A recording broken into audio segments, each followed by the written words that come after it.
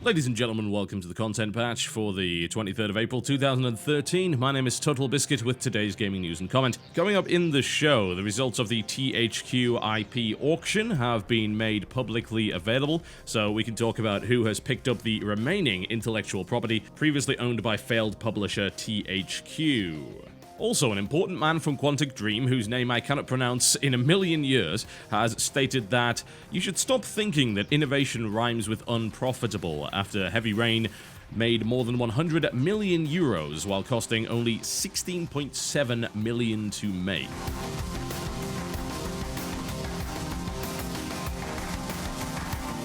When THQ shut down earlier this year, there were questions as to where its various series and pieces of intellectual property would actually end up, and now we finally know where everything actually is. For the sake of completeness, I'm going to talk about the recent auction for the remainder of THQ's IP as well as the stuff that was auctioned off in the first instance, because I think a lot of people don't really know where all of these titles have gone. So let's spend a bit of time doing that. There's not a huge amount in the news today, so this is as good a topic as any, I feel. It's fairly important. I mean, we're talking about beloved franchises going to other publishers, other developers, some of which might not be such a good idea. So let's go down the list of what we knew, and then we will talk about what we now know. So we know that Homefront ended up going to Crytek, which makes complete sense, considering they were actually making Homefront 2 in the first place, so Crytek is now in full control of that FPS, and maybe it won't suck this time. Apparently, Electronic Arts may have got a hold of the WWE license, but we're not 100% sure as of yet on that one. Koch Media got a hold of Saints Row and Metro, and basically they got a hold of Volition, so that's how they're doing that. Sega took over Relic Entertainment, which means that they got Company of Heroes and Warhammer, although curiously enough they didn't end up getting Homeworld, which we'll talk about a little bit later. Take-Two Interactive got a hold of Evolve, which is the new game from the developers of Left 4 Dead. But Valve made Left 4 Dead. Well, yes and no. The whole Turtle Rock story is a little bit weird. It was bought by Valve in 2008. So they bought the company that was making Left 4 Dead at that point. That game had actually been announced 2 years prior to that. And then they shut that studio down and let the personnel relocate to Seattle to either join Valve or to reopen Turtle Rock in 2009, which ended up happening there. So that was a little bit strange, to say the least. And they have ended up doing really not an awful lot since. It's really kind of odd. Anyway, yeah, so that's been acquired by Take-Two, and then Ubisoft actually got a hold of South Park: The Stick of Truth, and also acquired the studio THQ Montreal, who is in the process of developing games called Underdog and 1666. So that was the first wave of auctions. Now we know about the rest of the IP, and it doesn't necessarily make for pretty reading. So firstly, and perhaps the most shocking, Homeworld has been acquired by Gearbox. Now, there were other efforts to actually get a hold of Homeworld, but at the end of the day, that really wasn't going to happen. The winning bid for that particular IP was $1.35 million by Gearbox, so the $50,000 that was being raised by Kickstarter would certainly not have been enough by any stretch of the imagination. 505 Games walks away with the Drawn to Life IP for $300,000. Again, not the best game in the world, but it was a reasonably enjoyable DS title. We'll see where they decide to go with it. And then a whole bunch of other stuff. A grab bag was acquired by Nordic Games, who if I recall correctly, they were actually Joe Wood sort of rebranded. They're responsible for publishing a wide variety of titles. They grabbed hold of Darksiders, probably the biggest news, Red Faction, MX vs. ATV, as well as Destroy All Humans, Summoner, and apparently Supreme Commander. It's not fully known as to everything they got, but they picked up a big lot of it and paid $5 million for the whole thing. Wow, grabbing Darksiders is kind of strange. Now, the thing about this is that Nordic Games aren't really a developer as such, and honestly, it doesn't seem like they actually know what they're planning on doing with it. They grabbed a hold of Darksiders and then immediately posted asking for opinions from the gaming scene in general as to what they should actually do with it. So, okay, you didn't have a plan, you just decided to grab it anyway, right? That's a little bit strange, isn't it? Yeah, it's odd to say the least. Now, I've got to say that Nordic doesn't exactly have the best set of games under its umbrella. Every now and again, they'll do something reasonable, but this is the same publisher that sat on the Painkiller IP and churned out some ridiculously awful sequels. I mean, they were bad. We're talking about Painkiller Resurrection, we're talking about Painkiller Recurring Evil, which is a pretty accurate way to describe what that game was. They also published the Gothic series, they were involved in a couple of other games like Aquanox, and recently they did Painkiller HD, which was actually pretty good in my honest opinion. They also published the Book of Unwritten Tales, which is a really good point-and-click. But it's very odd to see a kind of a medium-sized publisher, never really a publisher that's put out something which should be considered by people to be an overwhelming success, actually pick up such big IP. Grabbing Darksiders and Red Faction, it's pretty huge when you think about it. And they also got a bunch of other stuff in the process. Supreme Commander, of all things. That's so very, very odd. And as far as I'm concerned, I have to wonder what they plan on doing with it. It doesn't really seem like they would do anything with it. And they also grabbed a bunch of other stuff. They have Pax Imperia. Pax Imperia Eminent Domain was actually one of my favorite 4X strategy games for the longest time. It had a really cool real-time combat system and this most amazing shield effect. It just looked so good. It really tickled my Star Trek love, I think. But they grabbed a whole bunch of weird stuff that they're probably not going to do anything with, like Battle of the Bands, for instance. That's clearly not going to happen. They also have Full Spectrum Warrior, which I don't expect to see anything else from either. They got the Outfit. I mean, that was one piece of Relics IP there as well. And they got U-Draw. Really? They apparently got U-Draw. But again, it's hard to say because apparently they bought a lot of Lot 5 stuff, but they're not revealing exactly what it is. So it may be that those listed and a lot of other stuff might not necessarily be going to them at all. Really kind of hard to say. But Nordic Games is not known as the best publisher, and more to the point, they don't seem to know what they're doing with this. They don't have developers to do this stuff with. I don't know of a developer good enough that works directly with these guys that could actually handle this. Painkiller Hell and Damnation, that was developed by the Farm 51. Now, that is a company that does actually have some of the ex-Painkiller guys in it. They were responsible for Necrovision, which was pretty janky, but it did have that Painkiller vibe to it. It wasn't a great game, let's be totally honest. It was a piece of B-movie garbage, but it did feel like Painkiller, to some degree, just a lot slower than Painkiller. You don't give Darksiders to a company like that, though. I don't think that's really all that good. But you got to bear in mind as well that as a publisher, they can really give it to anybody as long as they can set up an agreement. The question is, who would take it? Who would be associated with a publisher like Nordic? I don't really know. They usually work with smaller developers, not larger ones. Large development houses usually have people like EA to publish them. So, I don't know. Is this good news? Is it not good news? Hard to say. I think one of the most controversial things about this is the fact that Gearbox has Homeworld, right? And I am the first to be negative about Gearbox. I don't think Gearbox is a very good dev at all. People love to say how great they are, and yet Borderlands and Borderlands 2...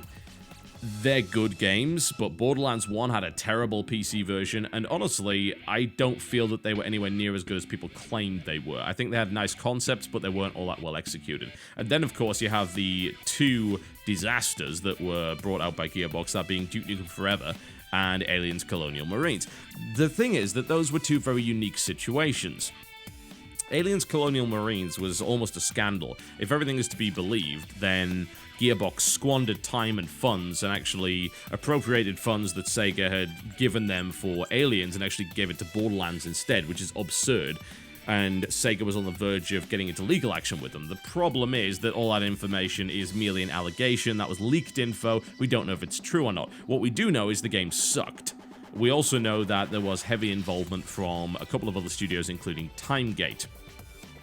So the question is, just how responsible are Gearbox for Aliens Colonial Marines? They certainly defended the hell out of it after it came out, but that doesn't mean they were really responsible as developers for it necessarily.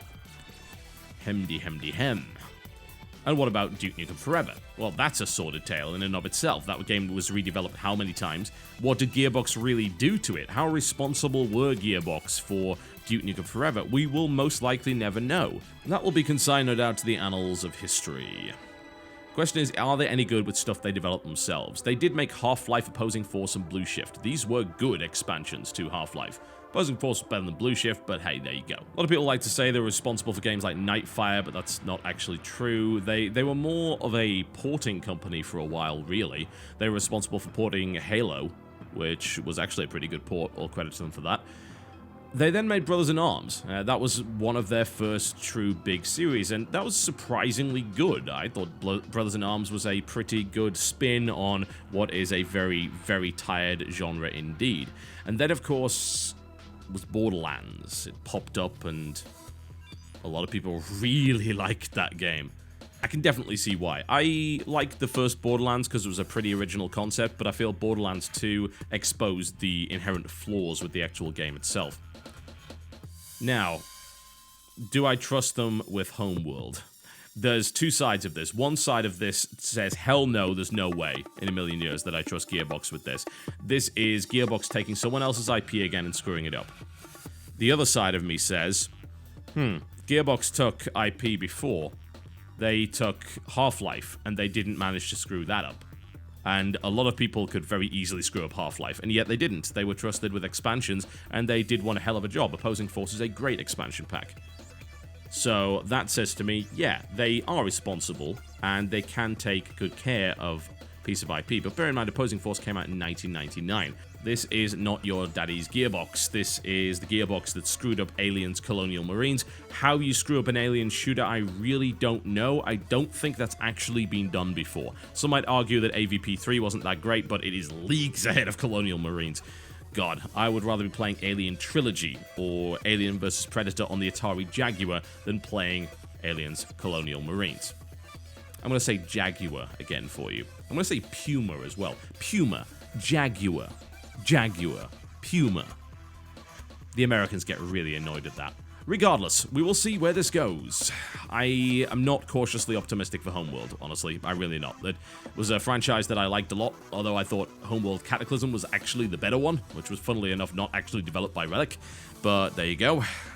I don't know if I trust Gearbox with it. I really don't. But the whole Nordic situation is potentially very sad. Hopefully, these IPs get farmed out to competent developers. What's more likely to happen is Nordic's going to sit on a lot of them and just not do anything. Which I guess isn't much of a difference to what we were seeing from THQ anyway, so in the end, nothing of value was lost.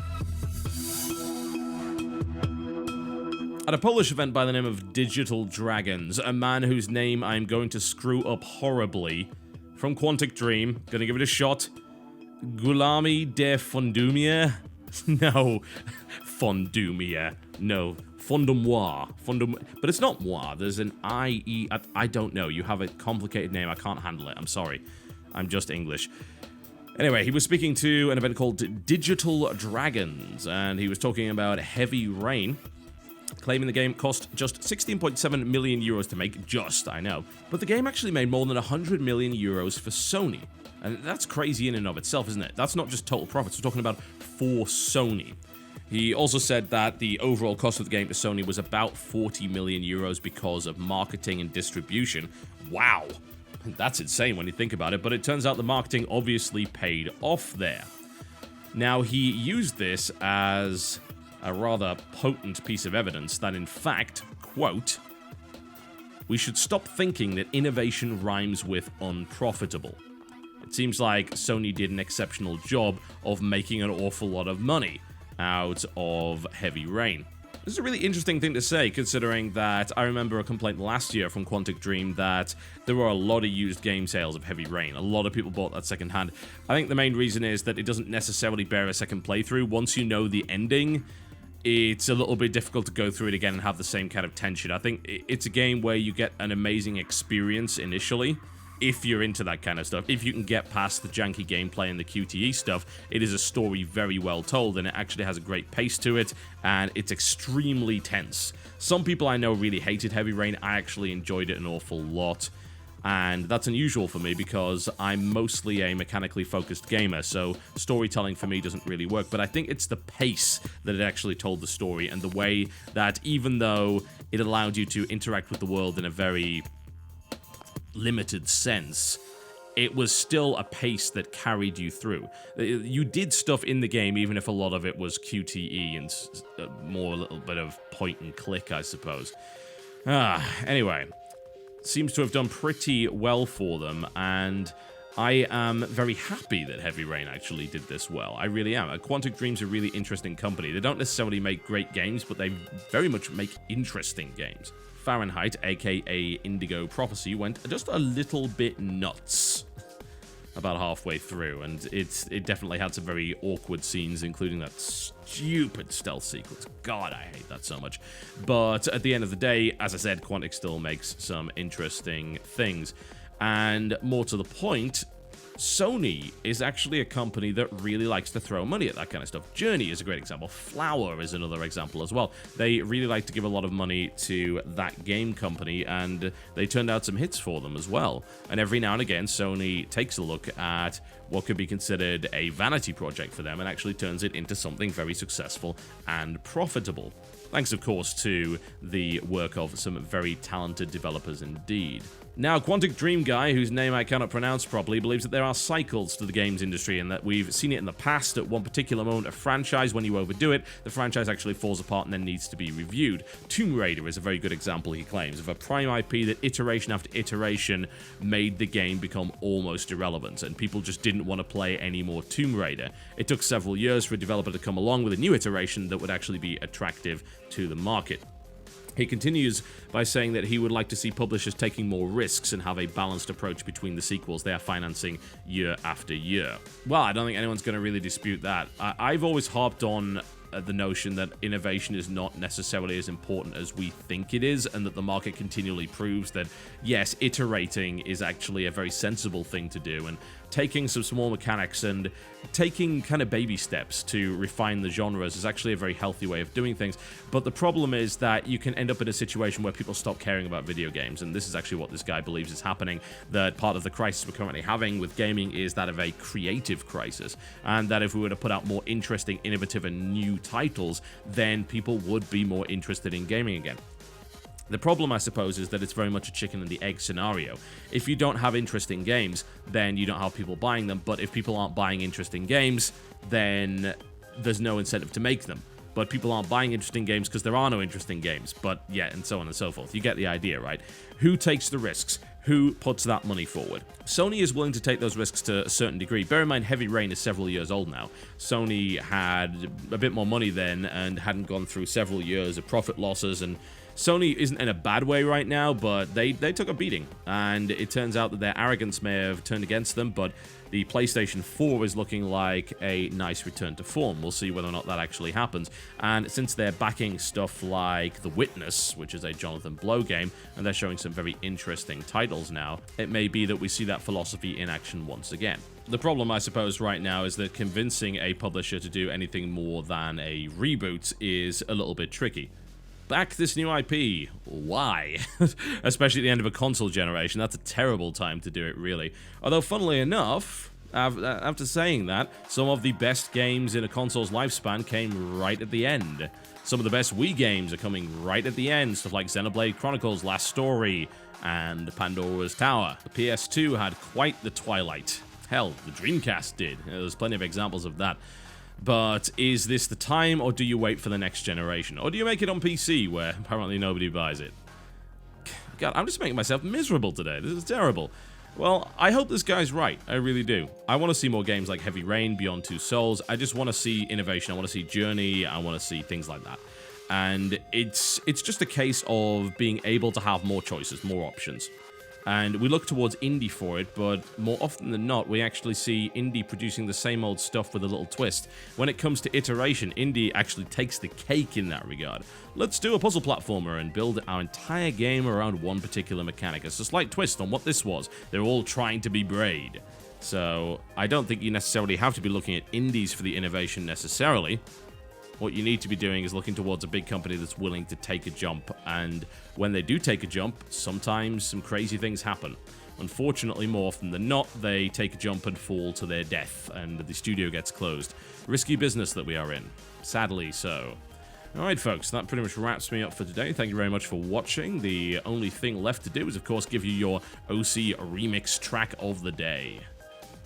Now, here's a series of JRPGs that never really changes, yet consistently sells very, very well in Japan and to some degree overseas. Dragon Warrior, also known as Dragon Quest, has a set of iconic themes, I feel, and this will be familiar to anyone that's played any of these particular games. If not, well, welcome to this one. So, this is a remix by Russell Cox, and it is an arrangement of Flying in the Sky as well as The Unknown World from Dragon Warrior 3, the original composer being Koichi Sagayama, and it's called Flight of Destiny. It's nicely orchestrated. I am certainly a big fan of this one. It's definitely one of the older remixes available on OC Remix. It was actually posted over 10 years ago now, and it actually, as a result, sounds fairly similar to some of the stuff that we ended up hearing in Dragon Quest VIII, which is really, really good indeed. I have to recommend that to anyone that gets the chance to play it. So here we go. Flight of Destiny. Thank you very much for watching, folks, and I will see you next time.